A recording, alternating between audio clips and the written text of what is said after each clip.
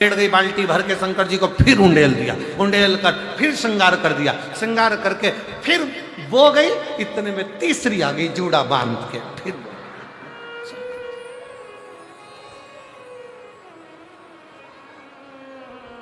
कई बार तो पार्वती जी भी शंकर जी से पूछ लेती है, प्रभु कैसा लग रहा है? शंकर भगवान बोले बहुत जोरदार। पर आज आपका चेहरा उतरा है भोलेनाथ, बात क्या है?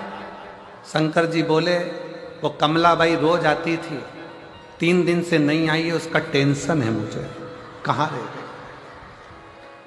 जैसे तुमको मंदिर में जाने पर मंदिर पहुंचने की ललकता रहती है, उसी तरह मेरे देव अधिदेव महादेव जो जगत का बाप है, उसको आपसे मिलने की ललकता रहती है। आपसे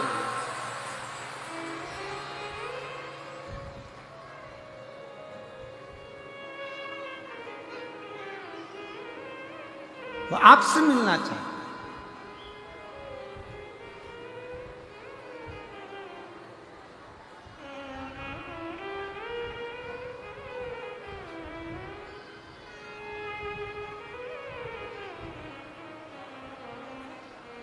देव अधिदेव महादेव भगवान शंकर ओगरदानी त्रिकालदर्शी कैलाशी विनाशी शिव।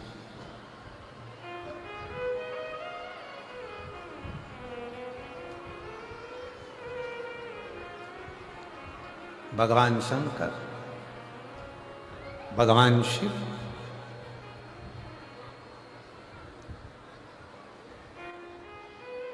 सती मां जलकर भस्म हो गई और ब्रह्मा जी हाथ जोड़कर कह रहे हैं कि आपकी धर्म पत्नी को दक्ष प्रजापति के शब्द के कारण आपकी पत्नी जलकर भस्म हुई है।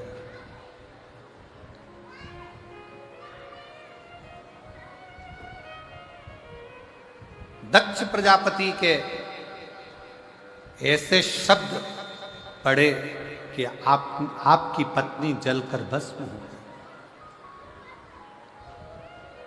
और आप वो दक्ष प्रजापति का सिर जोड़ने के लिए जा रहे हैं, आप दक्ष प्रजापति का शीश लगाने के लिए जा रहे हैं, आप दक्ष प्रजापति का शीश जोड़ने जा रहे हैं। शंकर भगवान बोले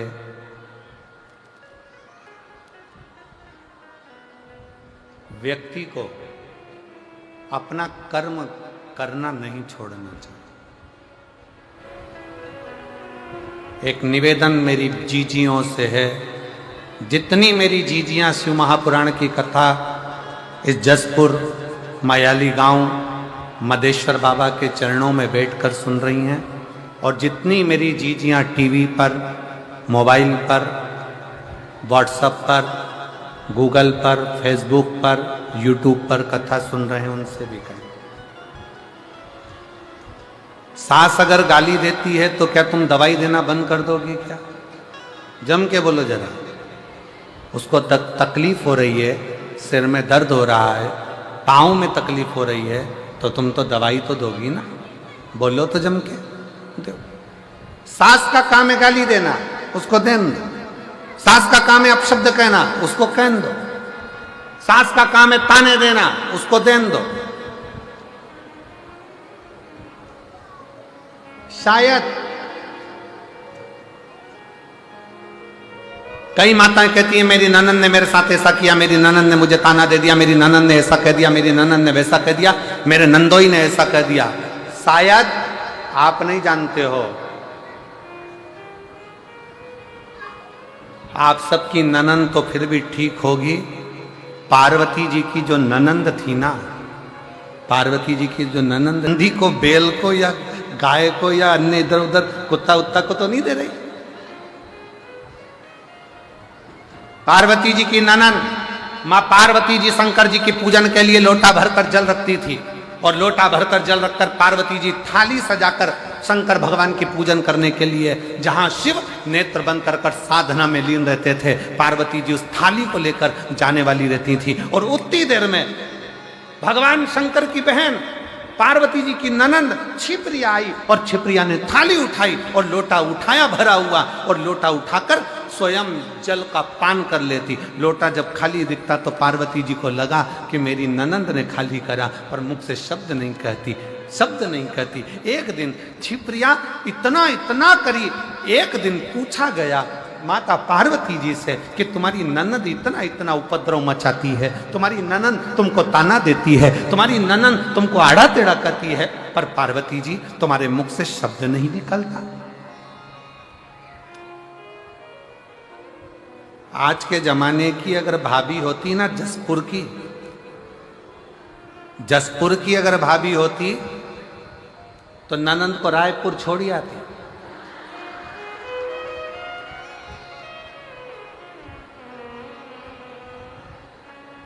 और दूसरी बार फोन भी नहीं लगाती कि तुम रक्षाबंधन पर।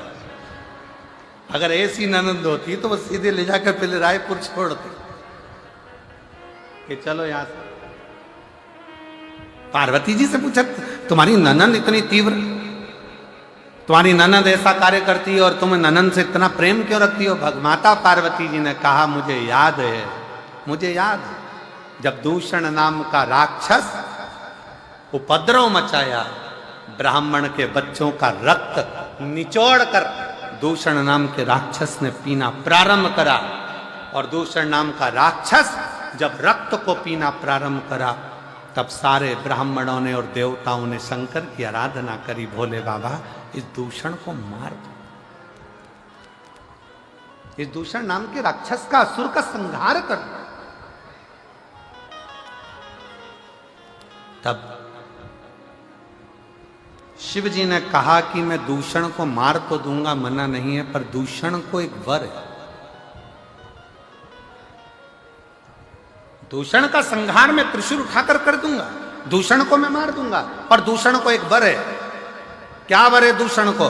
कि दूषण को यह वर है कि दूषण का रक्त जहां पर गिरेगा उससे दूसरा दूषण उत्पन्न हो जाएगा। ऐसे 84 बार दूषण जन्म ले सकता, 84 बार दूषण जन्म ले सकता है। तो बाबा भोलेनाथ क्या आप उस दूषण को नहीं मार सकते? शंकर जी कहते हैं मैं दूषण को मार दूंगा, पर निवेदन है कि सारे देवता मिलकर और सारे ब्राह्मण मिलकर मेरी बहन के पास जाएं, छिप्रिया के पास जाएं और छिप्रिया से जाकर कहें कि छिप्रिया तुम एक काम करना, जैसे ही दूषण का रक्त गिरेगा ना, तुम पानी का रूप ले लेना, जल का रूप ले लेना, और दूषण का जैसे ही रक्त गिरे उस पर पानी फेर देना, तो दूषण का दूसरा दूषण पैदा ही नहीं होगा और दूषण मर जाएगा। छिप्रिया ने कह दिया ठीक है, कह दो शंकर जी से, भोले बाबा से कह दो दूषण नाम के राक्षस का संहार करें। शंकर भगवान दूषण नाम के राक्षस का संहार करने के लिए जैसे ही गए, शंकर जी ने दूषण नाम के राक्षस का संहार कर दिया। जैसे ही संहार करा, छिप्रिया को आने में देरी हो गई, छिप्रिया नहीं पहुंच पाई। छिप्रिया नहीं पहुंची तो दूषण ने 84 रूप रख लिए। अब जैसे ही दूषण ने 84 रूप रखे, 84 रूप धारण कर लिए दूषण ने, छिप्रिया जैसी आकर खड़ी हुई तो सारे ब्राह्मणों ने, संतों ने, भगवानों ने, सबने कह दिया मां तो अड़भंगा है, एक रूप ही काफी है सारे जगत के कल्याण के लिए, इसलिए शिव को रूप रखने की जरूरत नहीं पड़ती, भगवान शंकर को रूप रखने की जरूरत नहीं पड़ेगी। अब क्या होगा? इतने में छिप्रिया ने कहा चिंता मत करो, अगर दूषण नाम का असुर 84 रूप ले सकता है तो मैं भी शंकर की बहन हूं, शिव की बहन। इतना बल मुझ में है कि मैं शंकर के 84 रूप विभाजित कर सकती हूं, पर शिव तो रूप रख नहीं सकते। छिप्रिया कहती है मैं रखूंगी शंकर के 84 रूपों को, मैं शंकर भगवान के 84 रूप धारण करवाऊंगी। और मां छिप्रिया ने अपने जल का वेग इतना तेज करा कि शंकर भगवान के 84 रूप हो गए और 84 रूप धारण कर कर दूषण 84 थे। उन 84 दूषण को शंकर भगवान काल अधिपति महाकाल ने 84 रूप धारण कर कर संहार कर दिया। माँ छिप्रिया ने हाथ जोड़कर निवेदन कर दिया, भैया अब इस महाकाल वन में, इस महाकाल की भूमि में, इस अवंती का प्रदेश में, हे मेरे भैया आप इन्हीं 84 रूप में विराजमान रहना और मेरे काल अधिपति 84 महादेव के रूप में अवंती का पुरी में विराजमान। अवंती का पुरी में 84 रूप में मेरे देव अधिदेव महादेव विराजमान हो गए।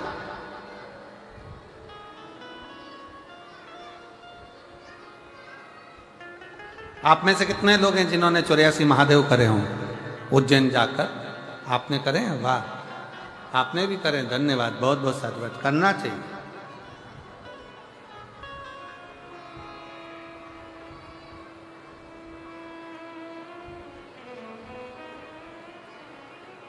कभी उज्जैनी अवंतिका प्रदेश में जावे, महाकाल वन में जावे तो एक बार 84 महादेव मेरे महाकाल बाबा के जो 84 रूप है उसका दर्शन अवश्य करें, अवश्य।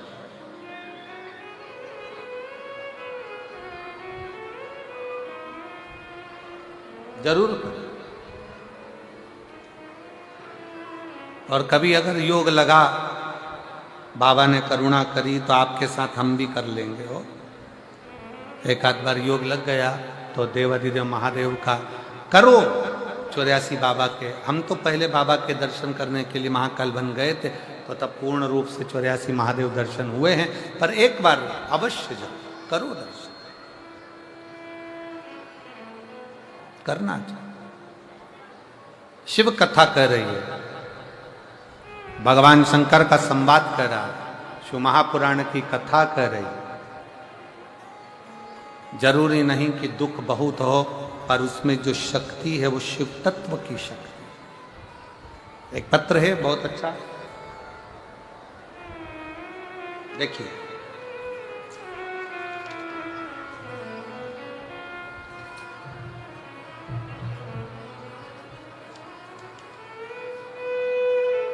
मेरा नाम भरत डहरिया है, पिता का नाम श्री सुरेश डहरिया है, माता का नाम श्रीमती बतेशी बाई डहरिया है, ग्राम करहिया, पोस्ट हरई, तहसील हरई, जिला छिंदवाड़ा, मध्य प्रदेश के निवासी हैं। कहीं बैठे हों तो हाथ हिला सकते हैं, अगर कहीं बैठे हों तो हाथ हिला सकते हैं। सुरेश डहरिया, माताजी का नाम श्रीमती बतेशी बाई डहरिया, बालक का नाम है भरत डहरिया। कहीं बैठे हों तो हाथ हिला सकते हैं,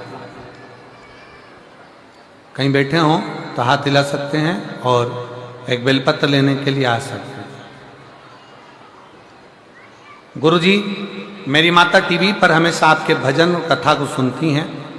मेरी बड़ी बहन श्रीमती पवन बाई डहरिया आपकी और शिवजी की बहुत बड़ी बाबा की भक्त हैं। सुबह शिवजी के मंदिर जाकर जलाभिषेक करना, बेलपत्री चढ़ाना। गुरुजी, मैंने 17 जनवरी 2024 से सरकारी नौकरी की तैयारी करना शुरू किया और लक्ष्य को पाने के लिए दिन रात पढ़ाई करता, पर सरकारी नौकरी तो नहीं लगी, प्राइवेट नौकरी के लिए आ गए। मेरी जून के महीने में 2024 में प्राइवेट नौकरी लग गई, पर मेरा मन केवल सरकारी नौकरी के लिए था। तब मेरी माँ ने, मेरी बहन ने मुझसे कहा कि तू कथा सुनना प्रारंभ कर, अपनी मेहनत को 4 गुना कर, पढ़ाई रात दिन कर। वो सीहोर वाला महाराज कहता है कि अपनी मेहनत जब 4 गुना करोगे, परिश्रम जब 4 गुना करोगे और एक बेलपत्री पर शहद लगाकर शंकर को समर्पित कर कर जाओगे तो फल जरूर मिलेगा। गुरुदेव, मेरी 29 सितंबर को प्राइवेट नौकरी करते करते 29 सितंबर 2024 को मैंने बैंक की परीक्षा दी और वही बेलपत्र वाला प्रयोग किया। बेलपत्री पर शहद लगाकर शिवलिंग पर जल अभिषेक करके मैं गया। मैंने दीदी के कहे अनुसार मंदिर में जाकर सच्चे मन से बेलपत्ती वाला, शहद वाला, शिवलिंग पर जलाभिषेक वाला किया और शिवजी से प्रार्थना की कि बाबा कुछ भी हो मेरा बैंक का परीक्षा निकल जाए। आप कहते हो कि 4 गुनी मेहनत करो, मैंने 4 गुनी मेहनत करी गुरुदेव, और बाबा की कृपा से आज मैं बाबा को धन्यवाद देने के लिए आया हूं कि छत्तीसगढ़ राज्य के ग्रामीण बैंक कुनकुरी में मेरा सेकंड वर्ग की परीक्षा के अनुसार मेरा सिलेक्शन हो गया और मैं कुनकुरी में आज जॉब कर रहा हूं। मैं शिव की कृपा से। कहीं बैठे हो तो एक बेलपत्र लेने के लिए आ सकते हैं। अधिकारी वर्ग 2 में तेरा ही दिया मैंने खाया पिया है, तेरा शुक्रिया है, तेरा शुक्रिया मुझे भोले बाबा ने बहुत दे दिया, खाया पिया है, तेरा शुक्रिया है, तेरा शुक्रिया है। अब दया करो है भोलेनाथ, मस्त रहूं तेरी मस्ती में। अब दया करो है भोलेनाथ, मस्त रहूं तेरी मस्ती में। अब दया करो है भोलेनाथ, मस्त रहूं तेरी मस्ती में। अब दया करो है भोलेनाथ, मस्त रहूं तेरी मस्ती में। मेरे सिर पर रख दो अपना, मस्त रहूं तेरी मस्ती में। मेरे सिर पर रख दो अपना, मस्त रहूं तेरी मस्ती में। मेरे सिर पर रख दो अपना, मस्त रहूं तेरी मस्ती में। मेरे सिर पर रख दो अपना, मस्त रहूं तेरी मस्ती में। अब दया करो हे भोलेनाथ, मस्त रहूं तेरी मस्ती में। अब दया करो हे भोलेनाथ, मस्त रहूं तेरी मस्ती में। राधे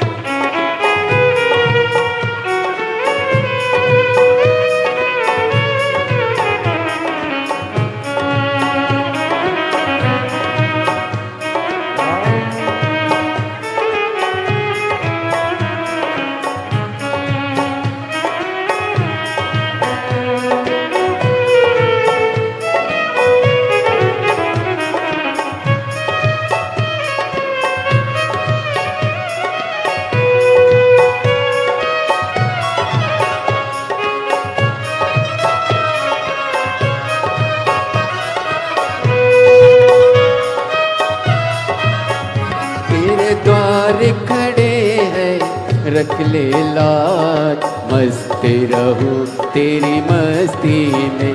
तेरे द्वार खड़े हैं रख ले लाज, मस्त रहूं तेरी मस्ती में। मैं तो झूम झूम के नाचूं आज, मस्त रहूं तेरी मस्ती में। मैं तो झूम झूम के नाचूं आज, मस्त रहूं तेरी मस्ती में। अब दया करो रे भोलेनाथ, मस्त रहूं तेरी मस्ती में। अब दया करो हे भोलेनाथ, मस्त रहूं तेरी मस्ती में। मेरे सिर पर रख दो अपना, मस्त रहूं तेरी मस्ती में। मेरे सिर पर रख दो अपना, मस्त रहूं तेरी मस्ती में। अब दया करो हे भोलेनाथ, मस्त रहूं तेरी मस्ती में। अब दया करो हे भोलेनाथ, मस्त रहूं तेरी मस्ती में। राधे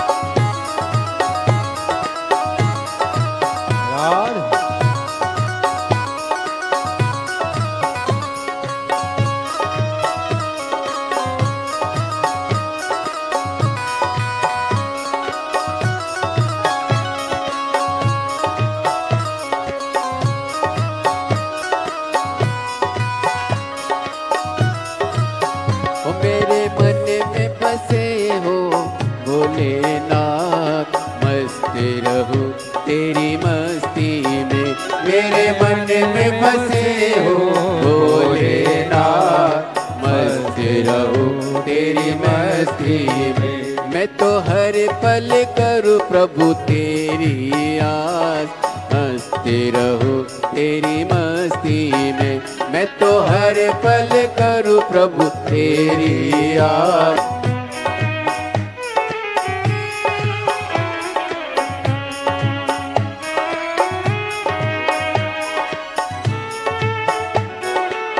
हरि बोल।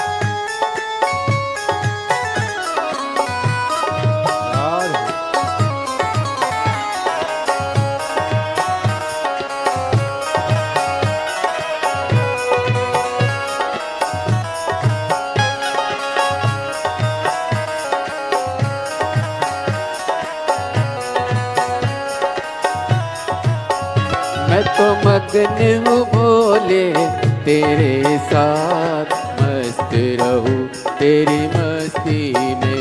मैं तो मगन हूँ भोले तेरे साथ, मस्त रहूं तेरी मस्ती में। जपू हरे हरे भोले दिन और रात, मस्त रहूं तेरी मस्ती में।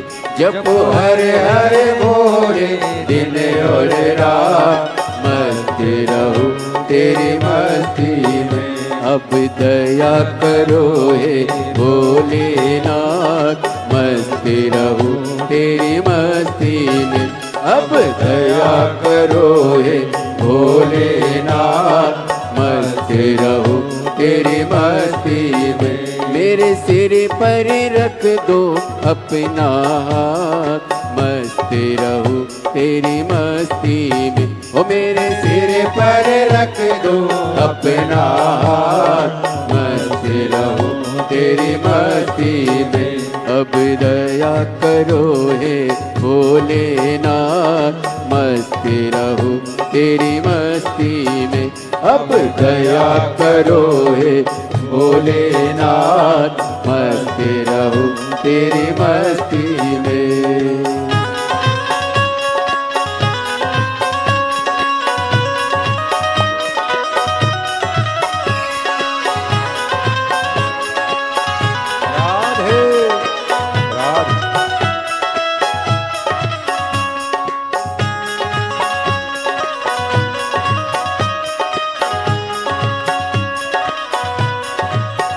दोनों हाथों से ताली से बजे तो बड़े भाव से।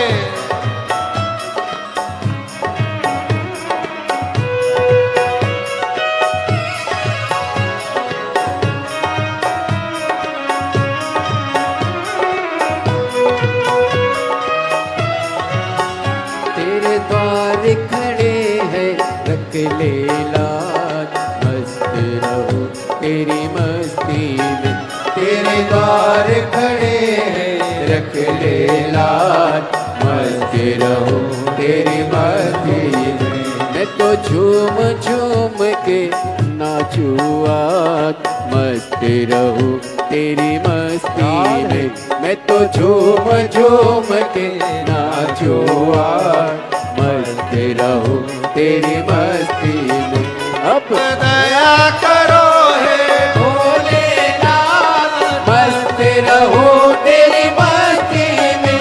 अब दया करो तेरी मस्ती में।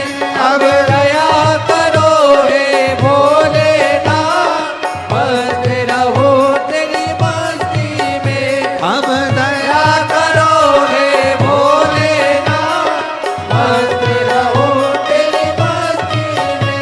अब दया करो हे भोलेनाथ, मस्त रहो तेरी मस्ती में। अपने स्थान पर बैठकर भगवान शिव जी से अपना मन का भाव बड़े हृदय से प्रार्थना करिए, दिल से विनय करिए। जहाँ जगह मिले वहाँ बैठ जाओ और बाबा से अपने मन का भाव अवश्य करिए। बड़े दूर दूर से आए हो, 25, 50, 100, 200, 500 रुपये खर्च कर कर आए हो। दिल से बैठकर बाबा से विनय करो। पैदल चलकर आए हो बहुत दूर तक, बैठो और बाबा से ऐसी प्रार्थना करो कि बाबा मेरा ये कार्य पूर्ण हो और अगली कथा के पंडाल में मेरा भी पत्र हो। ऐसी कृपा आप मेरे पर करें। दिल से बाबा से प्रार्थना करें और जहाँ जगह मिले वहाँ बैठकर बाबा को विनय करें। जहाँ जगह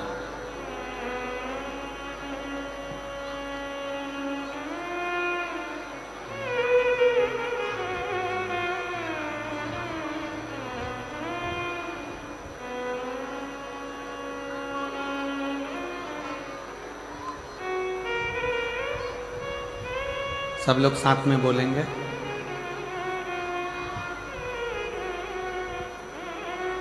एक निवेदन है, अगर आप लोग स्वीकार करें तो,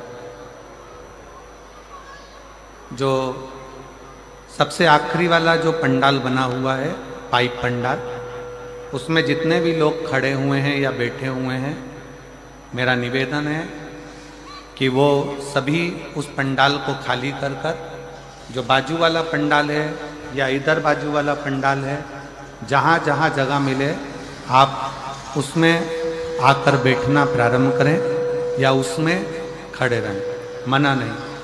मेरा प्रशासन से भी निवेदन रहेगा कि पीछे का जो पंडाल है, आखिरी वाला पाइप पंडाल, उसको खाली कराकर और साइड वाले पंडालों में भक्तों को बिठाने का प्रयास करें। श्री शिवाय नमस्ते। सब लोग साथ में बोलेंगे। और बड़े भावों के साथ, आनंद के साथ बाबा से प्रार्थना करें।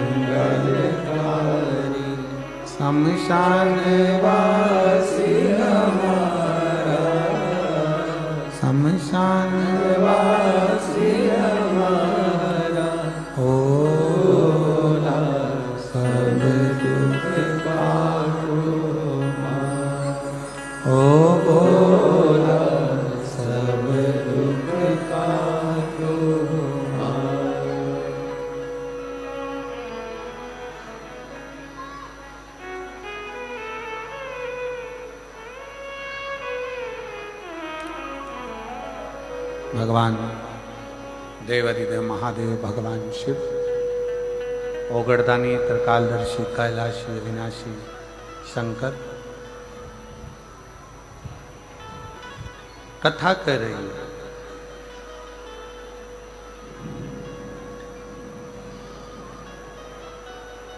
ब्रह्मा जी ने भगवान शिव जी से कहा,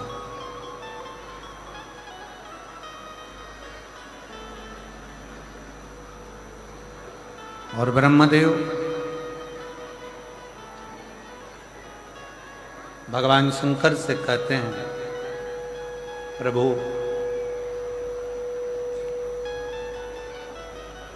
हे दयालु, हे दाता, ये तो बताओ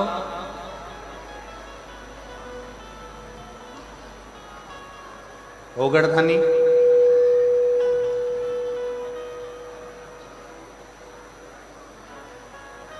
जिन दक्ष प्रजापति के शब्दों से, जिन दक्ष प्रजापति की वाणी से, जिन दक्ष प्रजापति के शब्दों से, जिन दक्ष प्रजापति की वाणी के द्वारा आपकी धर्म पत्नी माता सती जलकर भस्म हो गई,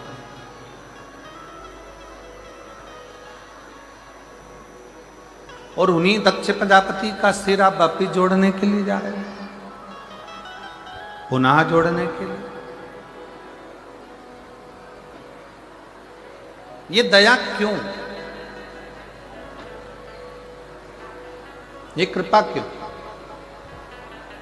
और महाराज कि दया की न हो जो आदर तुम्हारी, तो सुनी रे अदालत तुम्हारी, गरीबों के दिल में जगह तुम न पाते तो किस दिल में होती इबादत तुम्हारी। ऐसा क्यों, किस लिए?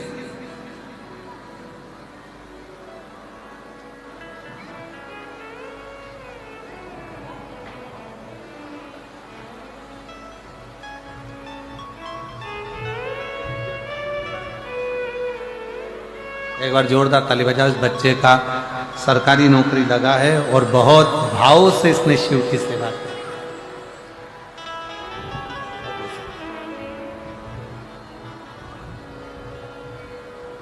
अगर विश्वास है तो वो भरोसा बाबा निभाता था।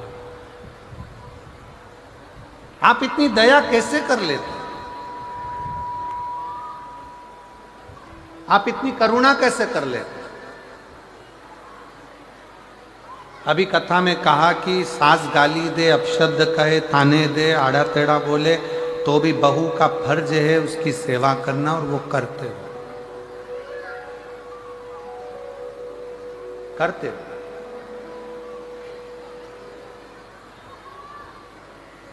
एक बात बताएं आपको, स्वयं के समय में और बाप के समय में बहुत अंतर है। थोड़ा सावधानी से सुनिएगा। अपने समय में और अपने बाप के समय पे, अपने पिता के समय में बहुत अंतर है।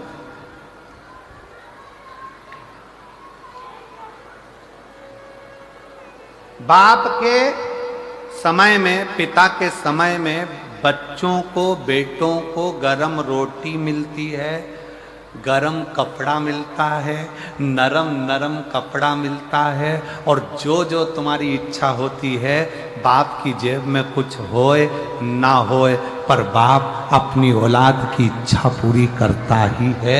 वो पिता होता है, वो पिता।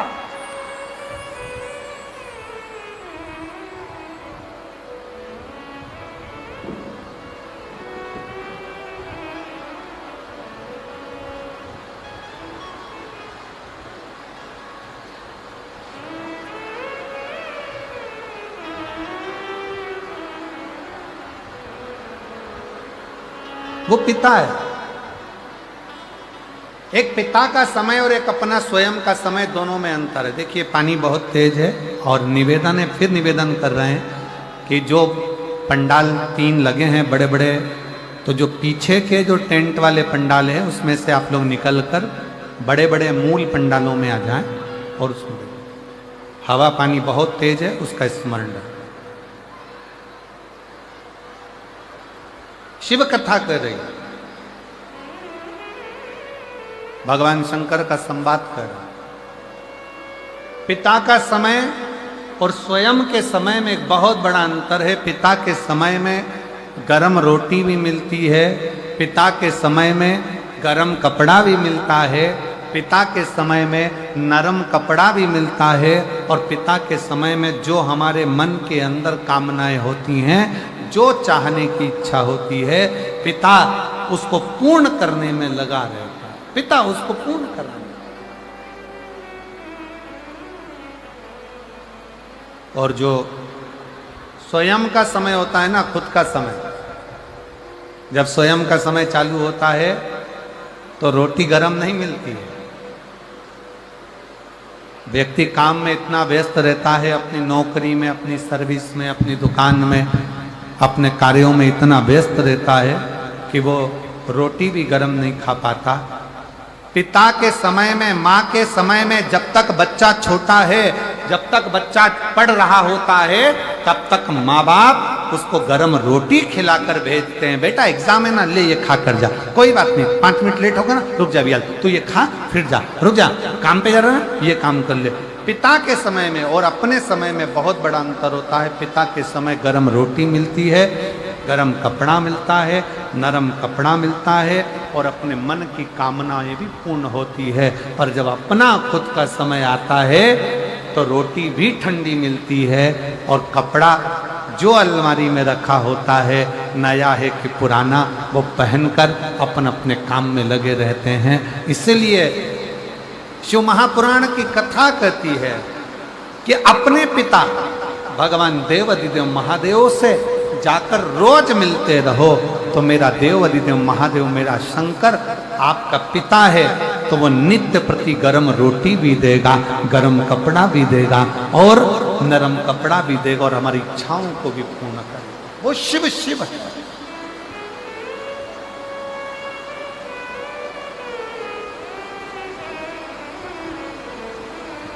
हर हर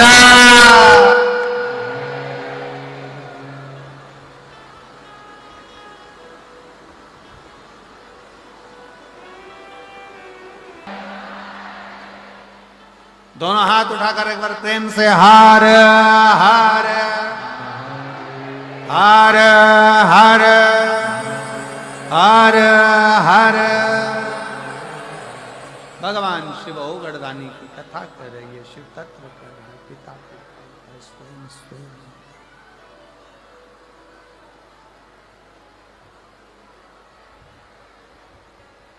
प्रभु ऐसी दया ऐसी करुणा आप कैसे प्राप्त करेंगे? आप कैसे? शंकर भगवान से ब्रह्मा जी स्वयं शिव जी से ब्रह्मदेव कह रहे हैं कि प्रभु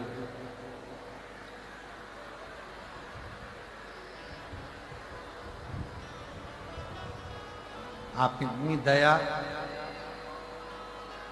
जिस दक्ष प्रजापति के यज्ञ में आपकी धर्म पत्नी माता सती जलकर भस्म हो गई हो,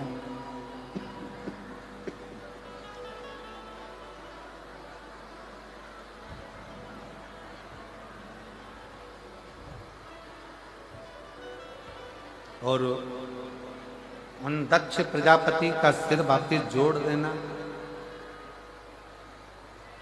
ये दया, ये करुणा, ये कृपा कैसे? शिव कहते हैं, शंकर कह रहे हैं, भगवान शंकर कहते हैं कि ये दक्ष प्रजापति भले मेरे ससुर रिश्ते में लगते हों, पर शिव जी कहते हैं कि संसार सागर में जितने जन्म लेते हैं,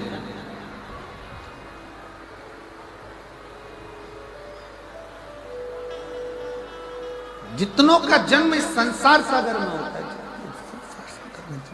जितने संसार सागर में जन्म लेते हैं, जितनों का जन्म इस संसार सागर में होता है, शिव कहते हैं मैं उनका पिता हूं और वो मेरे पुत्र, वो मेरे पुत्र हैं।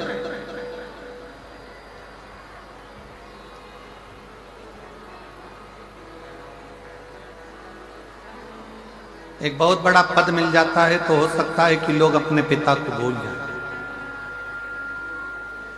एक बहुत बड़ा सिंहासन मिल जाए तो हो सकता है कि लोग अपने बुजुर्गों को भूल जाएं। बहुत बड़ी प्रतिष्ठा मिल गई, पद मिल गया, धन मिल गया, सत्ता मिल गई तो हो सकता है लोग आप मुझे जायदाद का हिस्सा दे दो, जमीन के हिस्से कर दो, मेरी प्रॉपर्टी मुझे दो और मैं जाऊं। पिताजी ने समझाया बच्चे को कि बेटा क्या ये विचार करना कि मुझे मेरी प्रॉपर्टी दे दो और मैं घर छोड़कर जा रहा हूं, ये श्रेष्ठता नहीं। नहीं पापा, मुझे तुम्हारे साथ नहीं देना।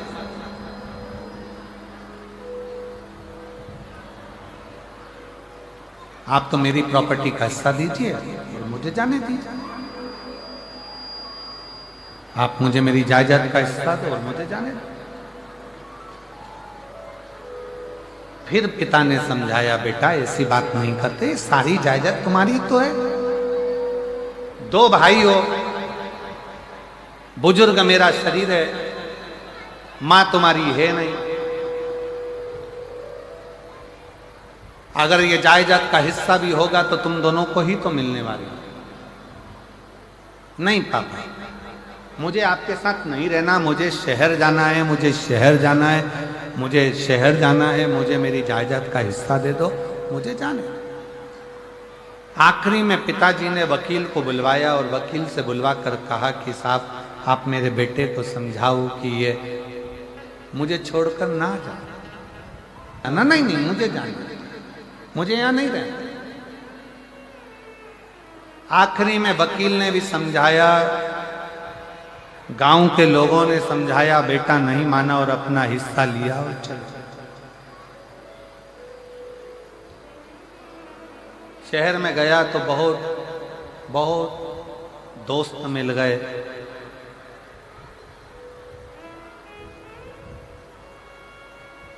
जेब खाली होती है ना, कोई नहीं मिलता।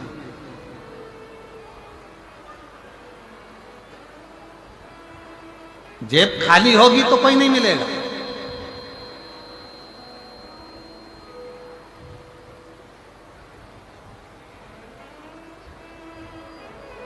और मेरा निवेदन है, जितने जितने ये पदाधिकारी पदगण बैठे हुए हैं, या जितने जितने हम कहेंगे, कोई विधायक हो, कोई सांसद हो, कोई अध्यक्ष हो, कोई उपाध्यक्ष हो, कोई पद प्रतिष्ठा वाले हों, कोई मिनिस्टर हो, कोई मंत्री हो, जितने बैठे हैं सब अंदाजा लगा कर देखना, जब जेब खाली होगी, कोई पद नहीं होगा, कोई सिंहासन नहीं होगा, तो दुनिया भी बिल्कुल हल्के में लेती है।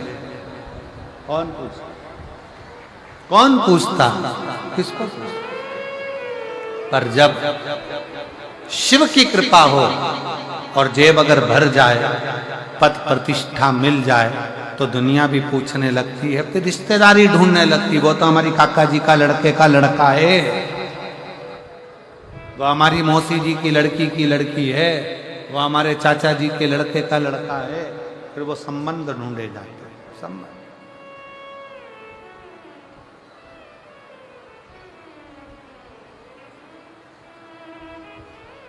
पिता ने समझाया, वकील ने समझाया, रिश्तेदारों ने समझाया, पर नहीं माना। शहर चले गया, जमीन बेचकर पैसा जेब में रखकर लेकर गया था, तो जेब भी भरी थी, बैग भी भरा था, तो रिश्ते भी बहुत सारे हो गए, दोस्त बन गए, नातेदार, कुटुंब, कबीले सब बन गए। किसी ने उसको मदिरा में लगा दिया, किसी ने उसको वेश्यन में लगा दिया, कोई ने गलत भोजन में लगा, गलत।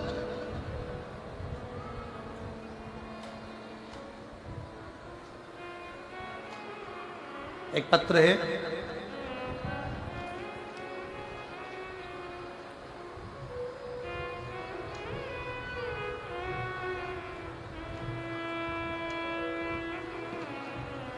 अयोध्या प्रसाद गुप्ता, पत्नी श्रीमती सरिता गुप्ता। मेरा मोबाइल नंबर ये है। हम कुमकुरी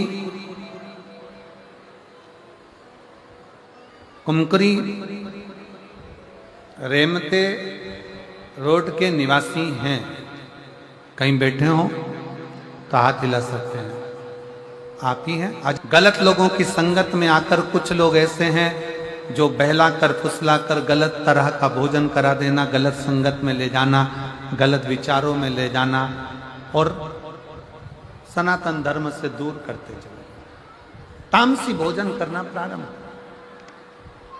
उसी में रुचि रहने लगी। अब करें तो करें क्या? तब मेरी बहन ने मुझसे एक बार कहा कि जीजी मेरी बोली कि एक बार तू, वो सियोर वाला महाराज आता है टीवी पर, कथा सुनाता है शिव पुराण की, एक बार उनकी कथा सुन। एक शिव तत्व किसको कहते हैं? आ जाइए। एक शिव की उपासना किसको कहते हैं?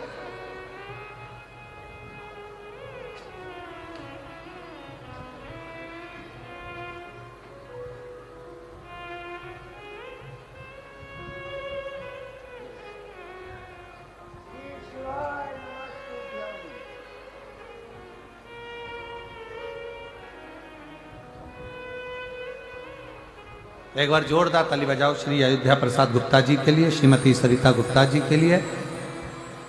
जो पुनः अपने सनातन धर्म की मजबूती के लिए और अपने इस सनातन धर्म को पहचान कर पुनः वापिस उस तामसी जीवन से बाहर निकलकर सात्विक जीवन की ओर आए हैं। एक बार जोरदार ताली बजाइए। बहुत बहुत साधु।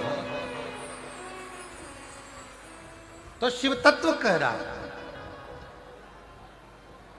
भगवान शंकर की कथा कर रही है, उस बेटे ने अपना जीवन बेकार कर लिया, जो धन था जेब में सारा की सारा व्यर्थ में कमाना प्रारंभ कर, व्यर्थ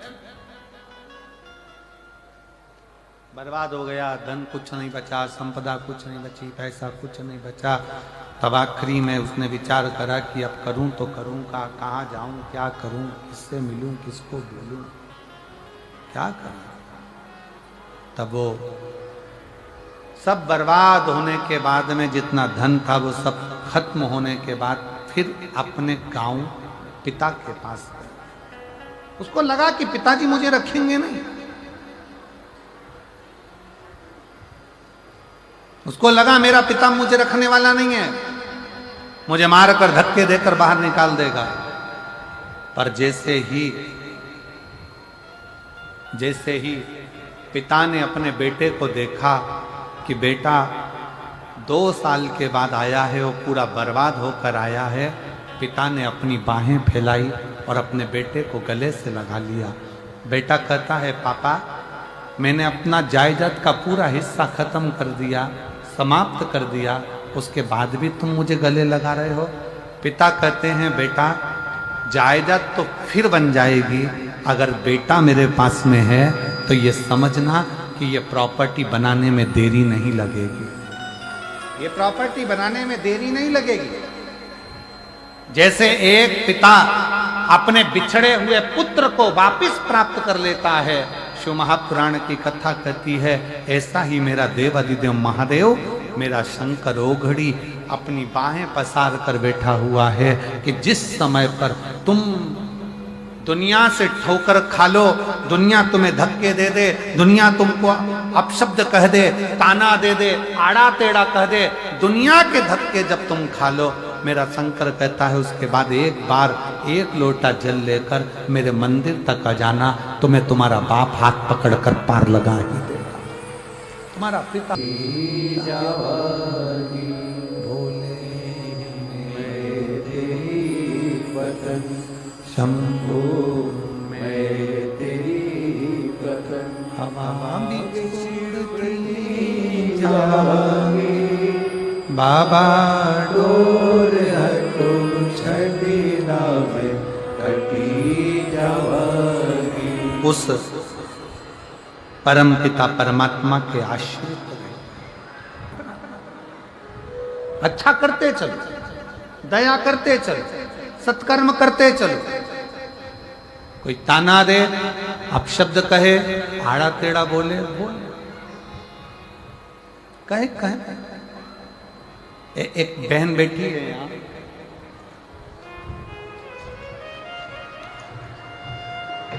श्रीमती लक्ष्मी यादव, पति श्री दिनेश यादव, निवासी ग्राम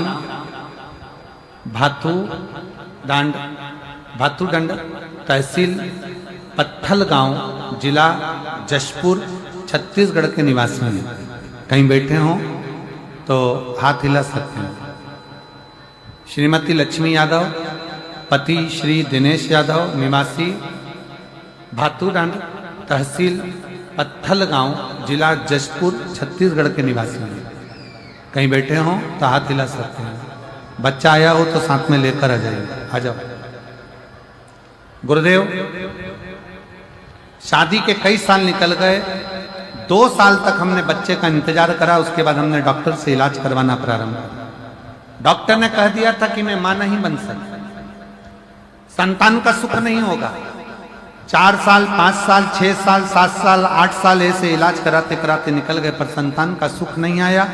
पूरे डॉक्टरों को दिखा लिया, आखिरी में डॉक्टर ने कह दिया कि तुम्हारे गर्भाशय में गठान है, तुम्हारे गर्भाशय में गठान है, जिसके कारण बस तुम्हें माता बनने का सुख नहीं होगा।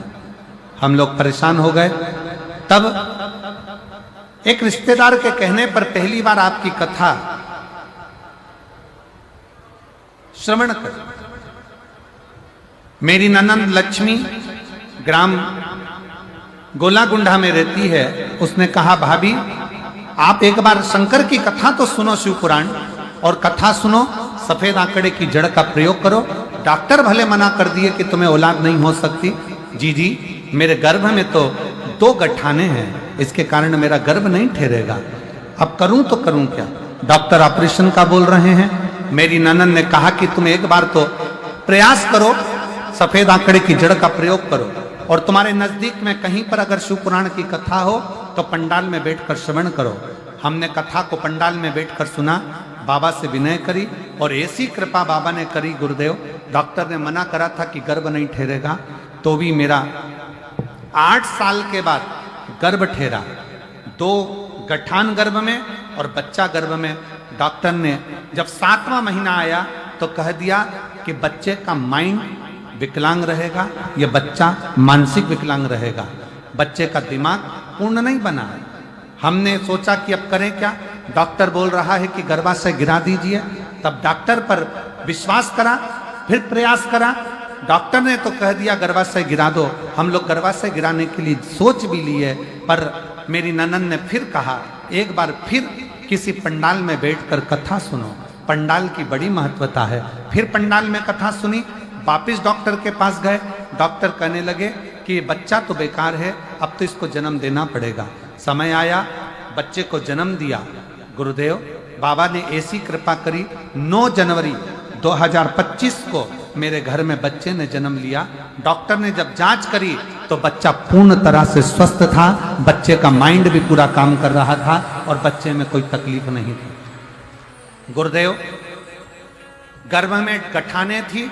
डॉक्टर ने जब वापस जांचें करी तो गर्भ में एक भी गठान नहीं निकली, और बाबा की कृपा से आज मैं स्वस्थ हूं। मेरे बच्चे को यहां प्रणाम कराने के लिए लेकर आए।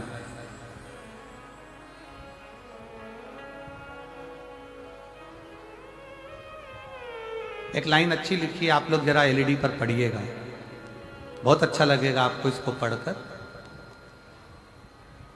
गुरुदेव कहते हैं कि जिस तरह सूर्य से सूर्य की किरणों को पृथ्वी तक पहुंचने में माध्यम की आवश्यकता होती है, ठीक उसी प्रकार महादेव की कृपा व दृष्टि आपके माध्यम से मुझे प्राप्त हुई, और बाबा की कृपा से मुझे संतान प्राप्त हुई। ये शिव तत्व है। आपका विश्वास कितना है? 7 दिन की शिव महापुराण की कथा इस मयाली गांव में मधेश्वर महादेव की शरणागति में चल रही है।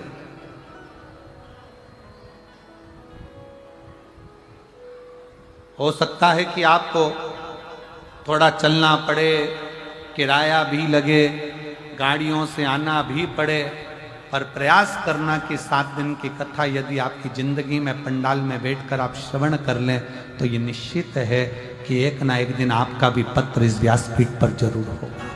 दिल से उससे सुनो।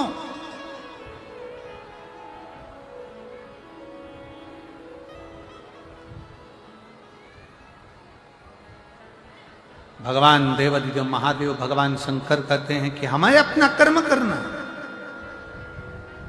एक सूचना दे दें, जो रुद्राक्ष वितरण सीहोर में 2 महीने से बंद था, रुद्राक्ष महोत्सव के चलते हुए, वो रुद्राक्ष वितरण 25 मार्च से पुनः सुबह 10 बजे से शाम को 5 बजे तक कुबेरेश्वर धाम सीहोर में रुद्राक्ष वितरण 25 मार्च से प्रारंभ हो जाएगा, जो लगातार सुबह 10 बजे से शाम को 5 बजे तक वितरण होता रहेगा। तो जो लोग कुबेरेश्वर धाम जाना चाहते हैं वो लोग रुद्राक्ष वितरण 10 बजे से 5 बजे तक 25 मार्च से शुरू हो रहा है, आप लोग जाकर वहां से रुद्राक्ष ले सकते हैं। शंकर पार्वती आ रहे हैं, जोरदार ताली बजाएं भगवान शंकर और पार्वती। आशीष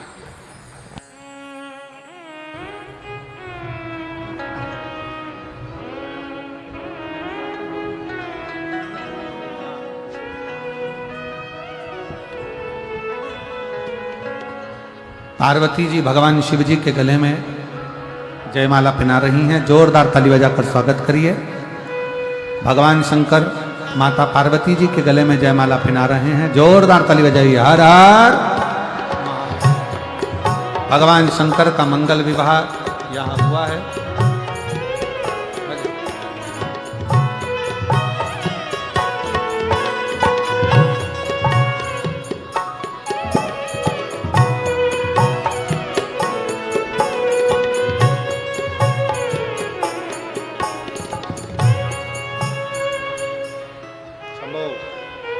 शंभो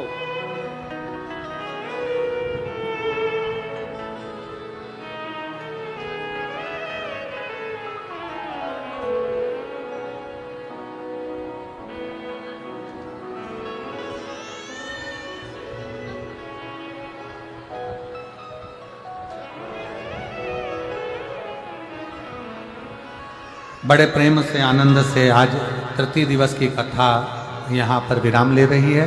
कल कथा का चतुर्थ दिवस रहेगा। बड़े प्रेम से आप और हम इस कथा का लाभ लें और अपने जीवन को सार्थक बनाएं। अगली कथा, ये कथा यहाँ पर 27 तारीख को विराम हो जाएगी। फिर कथा महाराष्ट्र में 1 अप्रैल से 5 अप्रैल तक शहदा महाराष्ट्र में 5 दिवसीय शिव महापुराण की कथा रहेगी, जिसको आप और हम श्रवण करेंगे। हर हर। जय जय श्री राधे। सभी भक्तों को हर हर महादेव सदा जय श्री श्री शिवाय नमस्तुभ्यम। व्यासपीठ को नमन करते हुए हम सबके प्रिय, हम सबके लाडले ठाकुर कल्लू जी महाराज के चरणों में ओम नमः शिवाय। दोस्तों, प्रदीप मिश्रा जी की कथा सुनकर जो आनंद मिलता है वो अलग ही है। आपको इसी तरह मैं प्रदीप मिश्रा जी की कथा दिखाती रहूँगी। आप सबका आशीर्वाद ऐसे ही मुझ पर बना रहे। अगर आपको मेरी वीडियोस अच्छी लगती हैं तो आप लाइक और सब्सक्राइब जरूर करें मेरे चैनल को। ओम नमः शिवाय। हर हर महादेव।